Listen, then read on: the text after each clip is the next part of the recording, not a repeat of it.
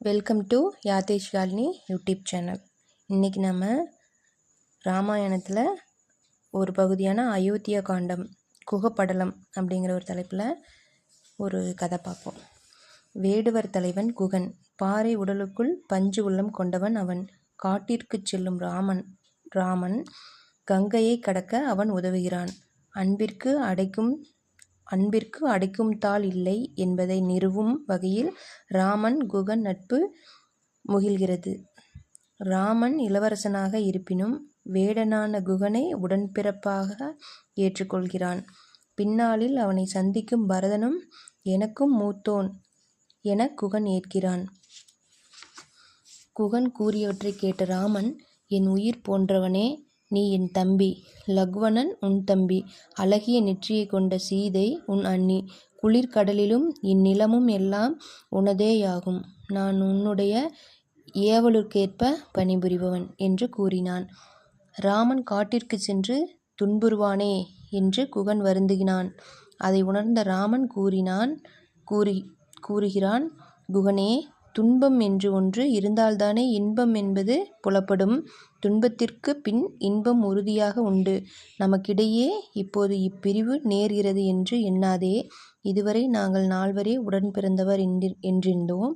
உறவு என்பது எங்கள் நால்வரோடு நின்றுவிடவில்லை. இப்போது உன்னையும் சேர்த்து நாம் 5 ஆகின்றோம்.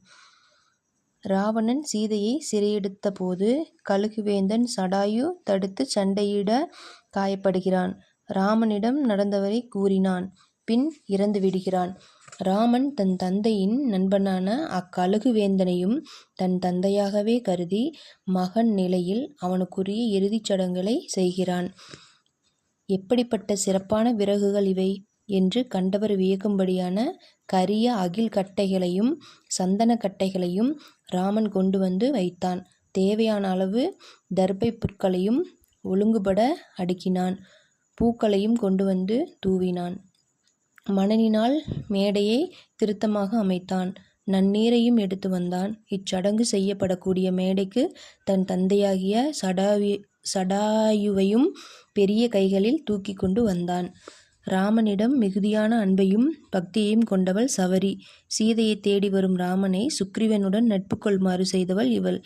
அவ்வகை காப்பியத்தின் போக்கில் ஒரு திருப்பத்தை உருவாக்கியவள் சவரி. ராமன் அன்பழகியாகிய சவரியிடம் தாயிடம் காட்டும் அன்பை காட்டினான். இவனுக்கு முன்பே இப்படியொருவர் இருந்தார் என்று பிரித்தொருவரை காட்ட இயலாத நிலையிலுள்ள முதற் பொருளாகிய ராமன் சவரியிடம் இனிதாக பேசினான்.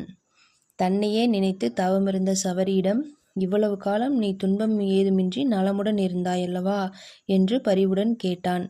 அப்பொழுது சவரி ராமனை புகழ்ந்து அன்பில் கணுவினால் அருவி இழிவது போல கண்ணீர் வடித்தாள். ராமனை கண்டதால் என் பொய்யான உலகப்பற்று அழிந்தது. அளவற்ற காலம் நான் மேற்கொண்டிருந்த தவம் பலித்தது. என் பிறவி ஒழிந்தது என்று கூறினாள். வேண்டிய எல்லாம் கொண்டு வந்து அவள் ராமன லக்குவனுக்கு விருந்து செய்விக்க அவர்களும் விருந்தை ஏற்றனர். சீதையை தேடி வரும் ராம லக்குவனை கண்ட அனுமன் சுக்ரீவனை அழைத்து வந்தான். சுக்ரீவனை நண்பனாக ஏற்றுக்கொள்கிறான் ராமன்.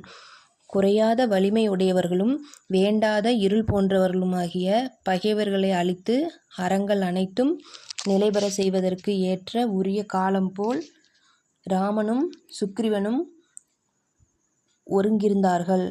ஆசையே அறவே அளித்த சிந்தையான் ராமனும் வானர தலைவன் சுக்ரீவனும் அமாவாசை காலத்தில் ஒன்றாக இணைந்திருக்க சந்திரனையும் சூரியனையும் ஒத்து இருந்தார்கள். ராமன் சுக்ரீவனிடம், இனி நான் சொல்வதற்கு என்ன இருக்கிறது? விண்ணிலும் மண்ணிலும் உள்ள உன் பகைவர் என் பகைவர். தீயவராக இருப்பினும் கூட உன் நண்பர்கள் என் நண்பர்கள். உன் உறவினர் என் உறவினர். அன்பு மிகுந்த என் சுற்றத்தினர் உன் சுற்றத்தினர். நீ என் இனிய உயிர் நண்பன் என்றான். சீதையை கவர்ந்து வந்தது தவறென வீடணன் ராவணனிடம் கூறினான். அவன் கூற்றை மதியாத ராவணன் வீடனை கடித்தான்.